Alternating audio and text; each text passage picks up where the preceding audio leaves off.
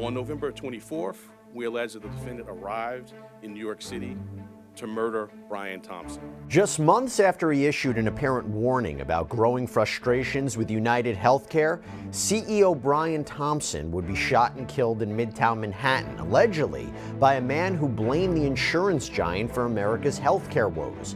Now, his death has sparked a reckoning over America's healthcare system. But what was going on with UnitedHealthcare? And let's learn a little bit more about Brian Thompson. Welcome to Sidebar, presented by Law&Crime. I'm Jesse Weber. You know, we have been talking so much about Luigi Mangione, the suspected killer of the UnitedHealthcare CEO, that we haven't even taken as much time to talk about the victim, 50-year-old Brian Thompson. And more specifically, his work at the company, UnitedHealthcare. And also, I should say, what the company may have been doing. You know, I think that might be important as we try to make sense of why this killing happened, and also the reaction to the killing afterwards. I mean, the outpouring of support that you've seen for Luigi Mangione, the killing of Brian Thompson, it's disturbing, but it says something. And the question is, why are we seeing this? Now, before his death on December 4th, Brian Thompson apparently left a very pressing message for his colleagues. The company's reputation was in serious jeopardy. According to reporting from the Washington Post, he saw that the massive insurer was being painted as a serious villain in the system, and it was a system already under fire. And he apparently tried to do something about it and repair the company's reputation by issuing a call to action. And that was that UnitedHealthcare needed to do more to help people understand its role in the healthcare system. Now, before we jump further into that, I do want to just catch you up to speed on what's happening in this case. So yesterday, it was announced that a Manhattan grand jury officially indicted 26-year-old Luigi Mangione on multiple charges connected to Thompson's murder. Manhattan District Attorney Alvin Bragg made the announcement in a press conference.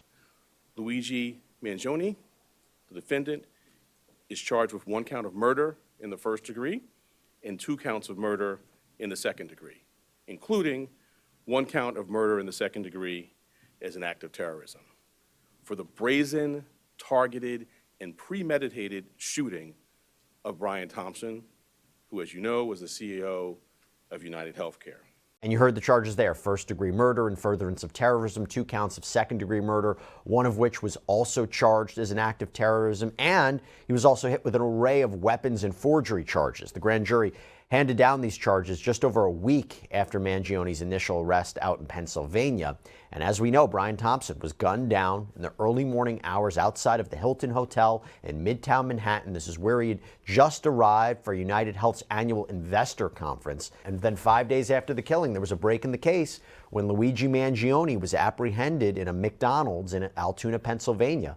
According to police, Mangione was carrying a number of arguably incriminating items at the time of his arrest. That included a 9mm ghost gun, a weapon typically made by 3D printing technology, a fake New Jersey identification that investigators and prosecutors say he had used to check into the hostel in New York before the killing. And of course, upon his arrest, it was found this handwritten manifesto, this notebook, where arguably, allegedly, Mangione just railed against the healthcare industry, condemning companies like UnitedHealthcare for what he saw as the prioritization of profit over patient care. And he was arrested and booked into a Pennsylvania jail on gun and forgery charges in Pennsylvania, but now he is awaiting extradition to New York, where he faces those murder charges.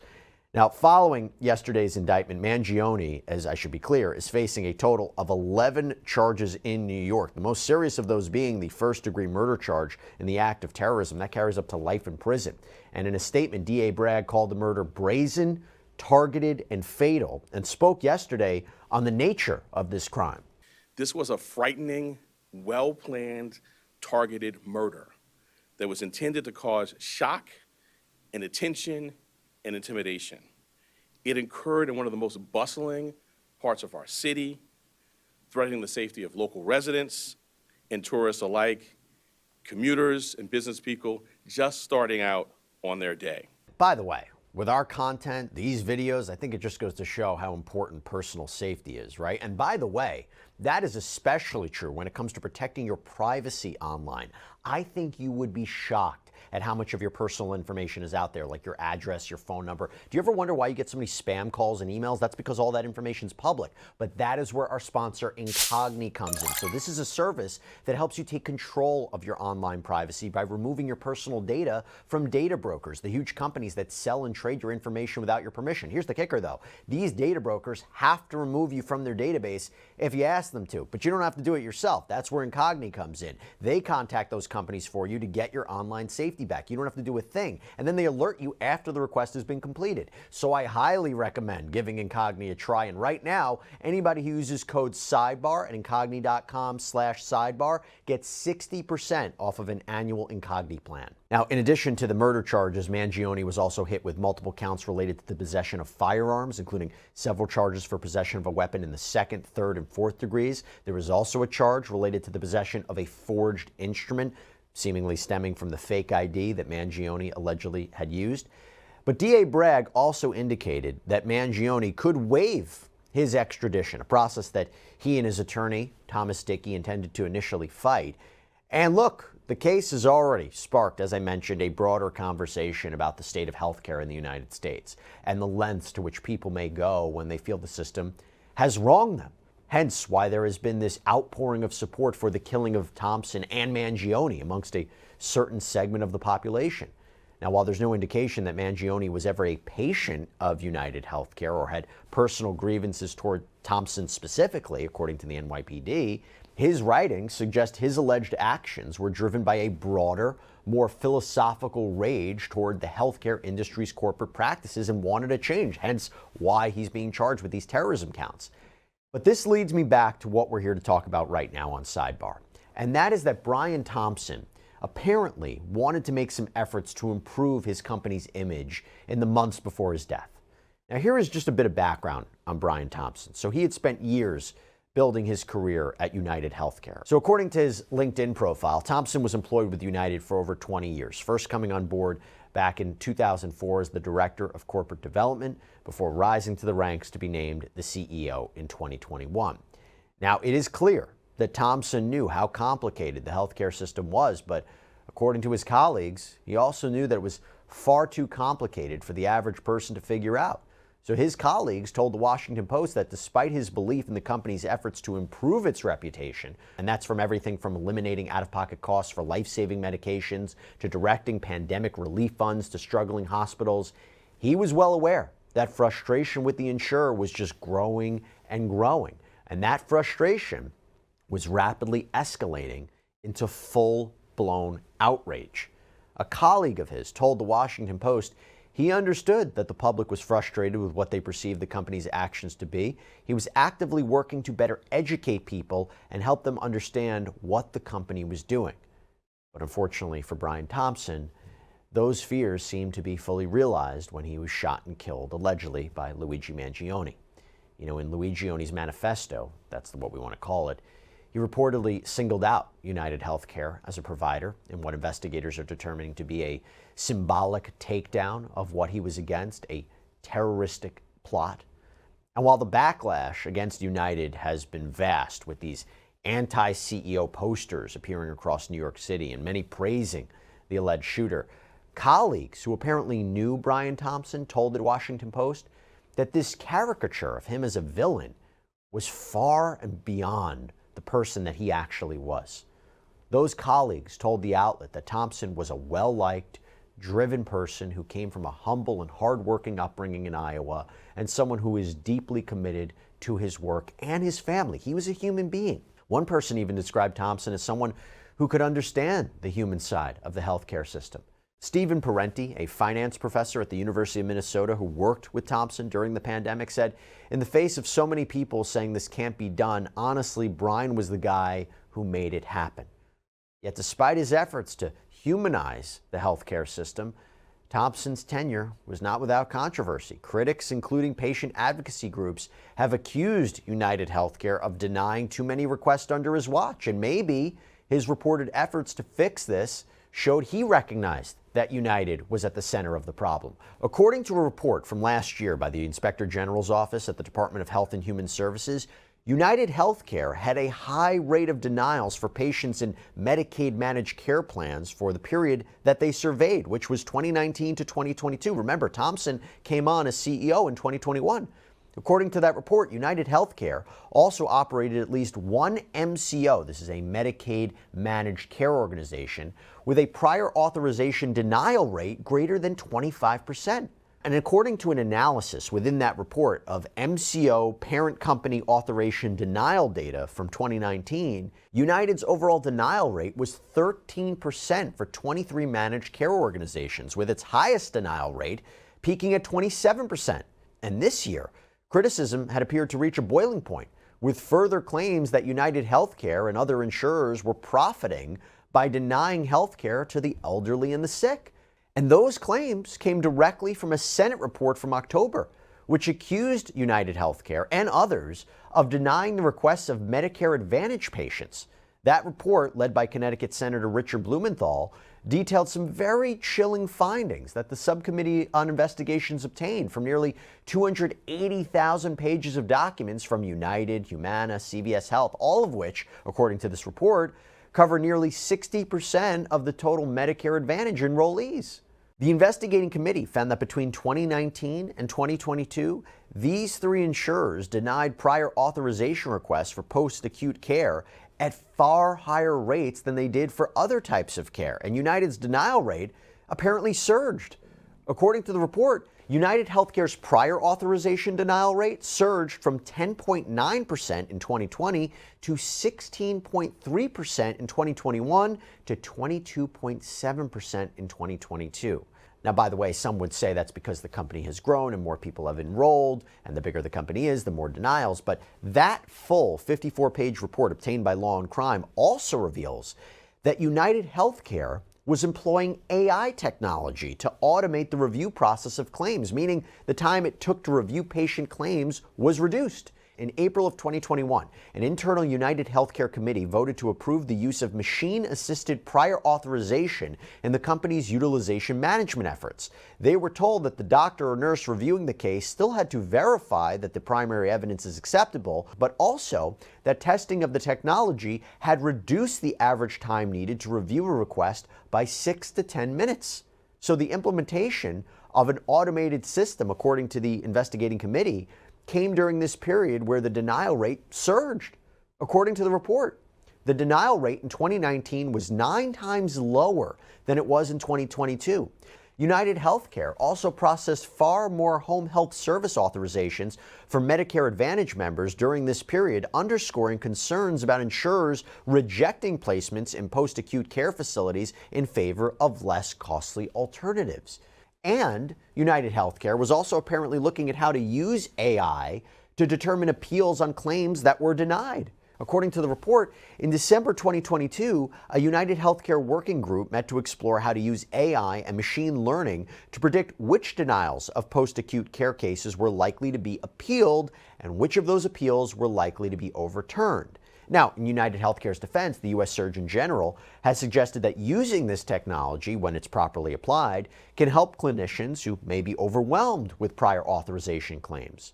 Unfortunately, media reports indicated that just last year, this didn't appear to be the way that this technology was being used, because according to the report in 2023, media reports indicated that Navi Health, a company owned by UnitedHealthcare's parent company, United Health Group, was using AI technologies to fix lengths of stay for patients at various inpatient facilities, and in some cases to determine whether those patients should be admitted at all. And an even further review of the AI technology determined that at least one type of predictive technology used during the period of 2019 to 2022 was actually increasing adverse determinations on claims. So in its review of the documents on the outcomes of the predictive technology, the committee came to 3 conclusions. 1, the company knew from testing that at least one of these automated technologies resulted in an increase in the share of those requests being denied. 2, this model was associated with less time spent evaluating prior authorization requests. And 3, the company was interested in reducing the money it spent on human reviewers of cases for the group covering Medicare Advantage plans. By the way, I have to say, talking Senator Richard Blumenthal for a second, at the beginning of the year, this year, He and other lawmakers and advocates called for a probe into UnitedHealthcare for allegedly using deceptive advertisements to have more than 90,000 people sign into Medicare Advantage plans that they might not have needed. The argument was, while saying, hey, you could unlock extra benefits, Blumenthal and others say that wasn't the case. As Blumenthal said, what these dual-eligible recipients got was the same benefits but additional burdens, pre-approval, more extensive and restricted, and networks with more limited access and more difficult with no additional benefits. Now, UnitedHealthcare denied this in a statement saying in part, quote, all UnitedHealthcare DSNP plans in Connecticut allow members to see any provider that accepts Medicare, and they offer better benefits when compared to Medicaid alone, including enhanced dental and vision benefits and a monthly healthy food. Now, another interesting statistic that we observed was the data that was gathered from skilled nursing facilities. Those are places that provide more ongoing medical care and assistance with daily activities. This report suggests that there was a striking increase in prior authorization denial rates in these facilities. According to the report, in 2019, the insurer issued an initial denial to 1.4% of requests for admissions to a skilled nursing facility. But in 2022, the insurer denied 12.6% of such requests. In other words, its 2022 denial rate for skilled nursing facilities was 9 times higher than it was 3 years before. So, with denial rates comes appeals, right? And UnitedHealthcare was well aware of the appeals, specifically in skilled nursing rehab facilities and long-term acute care hospitals, because according to the report, there was a work group that was established in December of 2022 aimed at making the correct decision on claims earlier in the process in order to avoid appeals and also overturn decisions. And you would think that maybe that means that they wanted to look at how to avoid wrongful denials and how they could work to ensure proper approvals going forward, right? Problem is, the report seems to suggest that UnitedHealthcare's efforts at making the right decision may have been aimed at cases that were likely to be appealed and not really about wrongful denials. You see, according to the report, it says UnitedHealthcare wanted to use machine learning to identify cases which may result in an appeal or flag cases that are like cases for appeal. That's a bit troubling if you believe this report. And the report notes that while only a small percentage of Medicare Advantage prior authorization denials are ever appealed, insurers tend to overturn the majority of them. And in closing, regarding denials by facility, you can see there that United in 2022 denied about 12% of its roughly 270,000 requests for skilled nursing care, 71% of its roughly 46,000 requests for inpatient rehab, and 83% of its requests for long-term acute care. Now, UnitedHealthcare defended its practices, stating that 90% of its claims were paid out as submitted, and that of the claims that underwent additional review, only 0.5% were denied on clinical grounds. And by the way, allies of Brian Thompson argue that the complexities of the healthcare system, they go well beyond the control of any one company, and that we're talking about systemic issues such as rising healthcare costs, and this all shouldn't be blamed solely on the insurers or let alone just on UnitedHealthcare. And I just want to go back to Brian Thompson for a second. So obviously, as we've been laying out, there were problems, right? There were problems in the industry. There were problems with UnitedHealthcare, the frustration, the anger with health insurance, completely understandable. What is not understandable is that this justifies killing Brian Thompson. Because let me lay this out for you. In Thompson's hometown of Jewell, Iowa, the shock of his death has reverberated deeply. And the family of his now accused killer, Luigi Mangione, has asked for prayers for his family as they cope with this tremendous loss. And you know, there is a great opinion piece that I think everybody should read. It's from Maddie McGarry in the Des Moines Register. And it's titled, "I'm from Brian Thompson's hometown. The celebration of his killing is damning." And McGarry writes how Thompson was this small town Iowa farm kid, came from these humble beginnings, and he made it to the top. And it's wrong to cast him as a villain. Writing how he was a friend to all, he was kind-hearted, he was fun-loving, he was humble, he was a father, he was a family man. And these are just a few ways that Brian is remembered by those who knew and loved him. And she goes on to say that frustrations with the industry can't justify what happened here. That while the suffering of millions of Americans who have been denied insurance coverage is indisputable, murder is not a justified form of retribution for the systemic failures in our healthcare system. Attempting to vindicate the deaths and hardships of patients by taking another life only perpetuates a cycle of violence. Not to mention, it does nothing to ameliorate the root causes of those systemic failures. McGarry goes on to say there's no moral equivalence between the denial of healthcare and murder. One cannot undo the harm done by another. It's a complete erosion of our society to become complicit in the very cruelty we seek to end. And McGarry even highlights how it's kind of rich that Luigi Mangione allegedly claimed that, he may have said corporate America is completely out of touch, but he grew up privileged, he grew up wealthy. And by the way, McGarry says Mangione was caught at a McDonald's, which McGarry says is a prime example of a company putting profits over the health of a customer. And look, I'll say this because I think it's important to remember.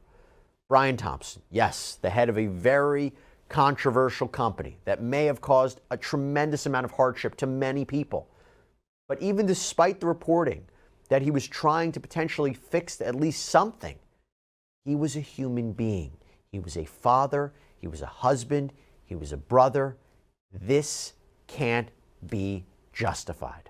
As for Luigi Mangione, he is due to appear for a preliminary hearing on Thursday, followed by an extradition hearing. And following his indictment, he is looking at a max sentence of life in prison without the possibility of parole if he is convicted of first-degree murder. That's all we have for you right now here on Sidebar, everybody. Thank you so much for joining us. And as always, please subscribe on Apple Podcasts, Spotify, YouTube, wherever you get your podcasts. I'm Jesse Weber. I'll speak to you next time.